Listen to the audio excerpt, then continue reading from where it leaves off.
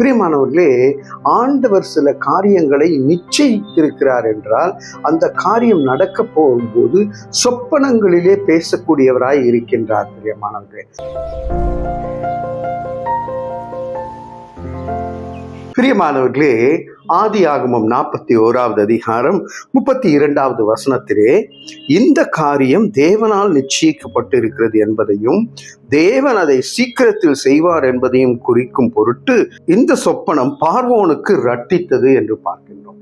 பார்வோன் ஒரு சொப்பனத்தை காண்கின்றார். அந்த சொப்பனத்தை விளக்கி சொல்வதற்காக யாரால முடியாத ஒரு சூழ்நிலை ஏற்படுகின்றது.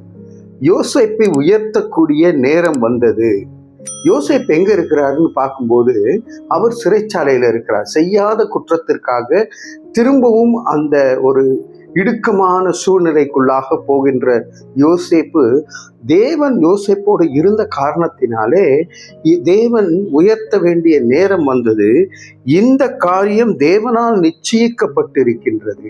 அப்போ சொல்றாரு, யோசேப்பை அழைத்து வாங்கன்னு கூப்பிடுறாங்க. யோசேப்பு பார்வோனிடத்துல சொல்லுகிறார், 7 வருஷம் நீங்க நல்ல பலனை காண்பீங்க, விளைச்சலை காண்பீங்க. ஆனா 7 வருஷம் கொடூரமான பஞ்ச காலம் வரும். அந்த 7 வருஷம் பஞ்ச காலத்துல நீங்க இப்போ சேர்த்து வைக்கக்கூடிய எல்லா பண்டகங்களையும் நம்ம சேமித்து வைக்கக்கூடிய சூழ்நிலையில அந்த பஞ்ச காலத்தை கடந்து வர முடியும் என்று சொல்லுகிறார். அப்போ அந்த பொறுப்பையே யோசேப்பிடத்திலே பார்வோன் கொடுக்கின்றதை பார்க்கின்றோம். பிரியமானவர்களே, ஆண்டவர் சில காரியங்களை நிச்சயித்திருக்கிறார் என்றால் அந்த காரியம் நடக்க போகும்போது சொப்பனங்களிலே பேசக்கூடியவராய் இருக்கின்றார். பிரியமானவர்களே, ஒரு நபர் கோவிட் சமயத்துல இப்படிதான் திடீரென்று எழுந்தாராம். அவர் போய் சூப்பர் மார்க்கெட்ல போய் எல்லா திங்ஸும் வாங்கிட்டு வந்துட்டாராம். என்னம்மா திடீர்னு என்ன இப்படி வாங்கிட்டு வந்திருக்கீங்க, நமக்கு தேவையே இல்லாத நேரமா இருக்கிறதே என்று பார்க்கும்போது அவர் சொன்னாராம், இல்லை எல்லாம் எடுத்து வைங்க, தேவைப்படும் அப்படின்னு சொல்லிட்டாராம். அதற்கு பிறகு அது கடந்த 2 நாட்களிலே அதற்கு பிறகு லாக்டவுன் திடீரென்று போடப்பட்டது. கோவிட் காலத்திலே எங்க பார்த்தாலும் பஞ்சமும் பட்டினியுமாய் இருக்கக்கூடிய ஒரு சூழ்நிலையிலே இவங்க வீட்டுல எல்லாமே பிளென்டியா இருந்துதான்.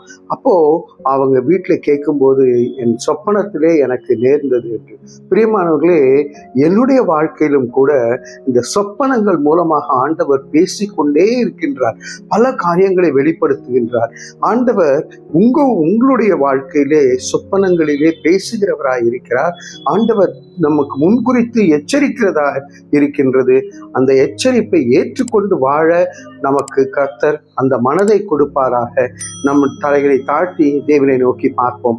அன்பின் பரலோக பிதாவே, இந்த நாளிலும் கூட இந்த காரியம் தேவனால் நிச்சயிக்கப்பட்டிருக்கிறது. என்னோடு கூட ஜெபிக்கிற உங்களுடைய வாழ்க்கையில என்னெல்லாம் ஆண்டவரே நீங்க சித்தம் வச்சிருக்கீங்களோ அதையெல்லாம் அவங்க கடந்து வர ஆண்டவரே நீ கிருபை பாராட்டும்படியாக நிச்சயிக்கப்பட்ட காரியங்களை ஆண்டவருடைய சமூகத்தில் ஒப்புக் கொடுக்கிறோம். ஜீவனுள்ள நல்ல பிதாவே, ஆமேன், ஆமேன்.